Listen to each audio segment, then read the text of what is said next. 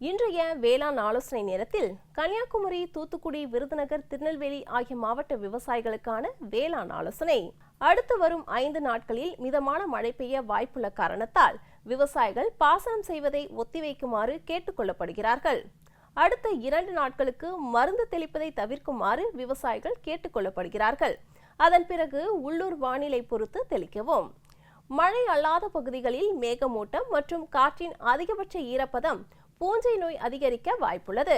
எனவே விவசாயிகள் மழைக்கு வாய்ப்பில்லாத இடங்களில் பூஞ்சை கொல்லி தெளிக்குமாறு கேட்டுக் கொள்ளப்படுகிறார்கள்.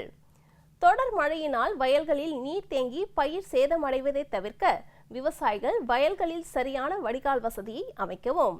வயலில் மழைநீர் தேங்கும் பட்சத்தில் ஊட்டச்சத்து சரிவர கிடைக்காத போது இலைகள் மஞ்சள் நிறமாக தோன்றும். அதனால் உரங்களை அடியுரமாக கொடுக்காமல் இலை வழியாக கொடுக்குமாறு விவசாயிகள் கேட்டுக் கொள்ளப்படுகிறார்கள். கால்நடை கொட்டகை கட்டமைப்பின் உறுதித்தன்மையை உறுதி செய்து கொட்டகையை சுற்றி நீர் தேங்காமல் பார்த்து கொள்ள வேண்டும்.